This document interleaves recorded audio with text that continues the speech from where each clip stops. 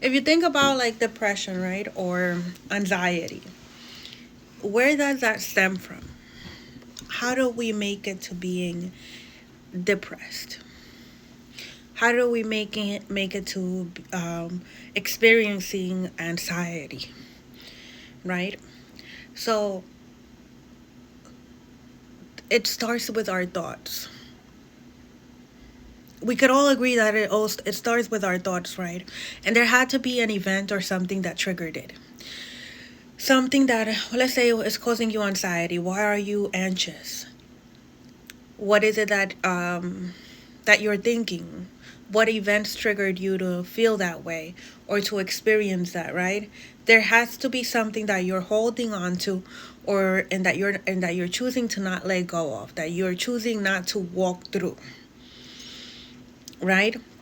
So no matter what it is, the same thing with depression, which is your body needs deep rest. Deep rest. It's with our thoughts. We're usually thinking about something and thinking of it over and over and over again, and then it causes us to develop these emotions, to feel sad,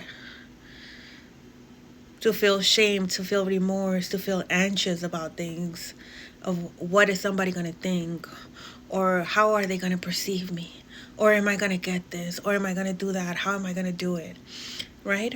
And so all of those feelings are valid, right? But when it comes to our emotional well-being, to our peace of mind, we have a choice. We have a choice as to what we accept. We have a choice as to who we hang around. We have a choice who our circle is. We have a choice as to who we allowed to continue to trigger us, if that's the case, right? So if we have a choice, why are we not exercising our free will? We have free will. Why are we choosing not to exercise our free will? And so I say that because for many years I wouldn't exercise my free will. I would allow myself to continue to be put in situations where I would be tear down. And I would take it. I was like a doormat. And I was just taking it. And I was taking it. And I was taking it. And I was with anxiety. And I was with depressions. And I was in addictions. And overindulging in things, right?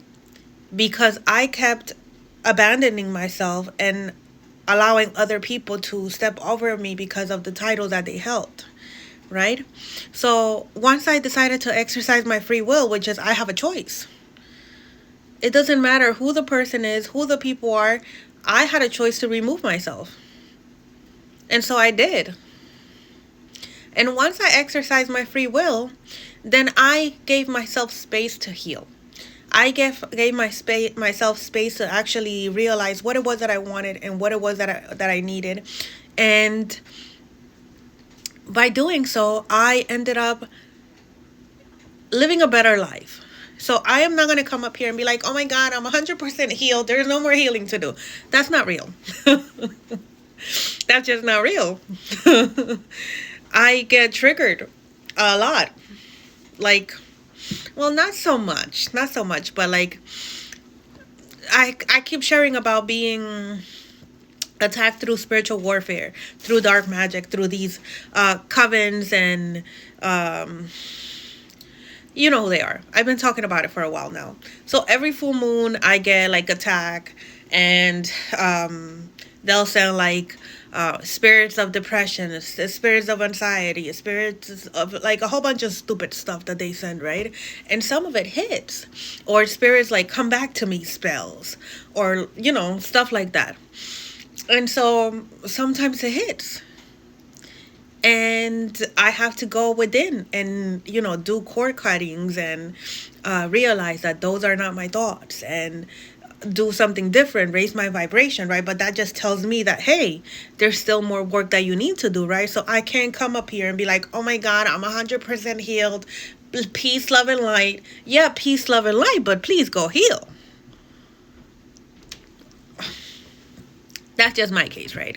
The point being, what was we talking about? We were talking about healing, and how we have a choice about free will, right? So because I've exercised my free will, I now I'm able to see those things. Now I have the space to be able to identify when something's triggering me, when something's not for me, when if there's something that I need to heal out. Meanwhile, when I was surrounded by all these people who I kept making space for them and allowing myself to just go down a like a hole, and they were happy because I was, basically non-existent, just occupying space, of whatever. Now that I have made the space for myself, now that I have decided to exercise my free will in a good and healthy way, because making boundaries and choosing to love oneself is an excellent way to exercise our free will, because that is the whole point of this game called life, is to learn how to love ourselves and choose ourselves. And that means removing those who no longer serves us, even if that is your karmic ass mother, or your siblings, or the husband, or the wife, sometimes even the children.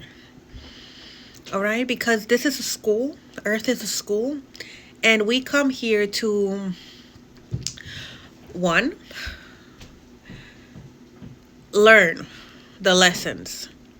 And the first lesson that we need to learn is to love ourselves.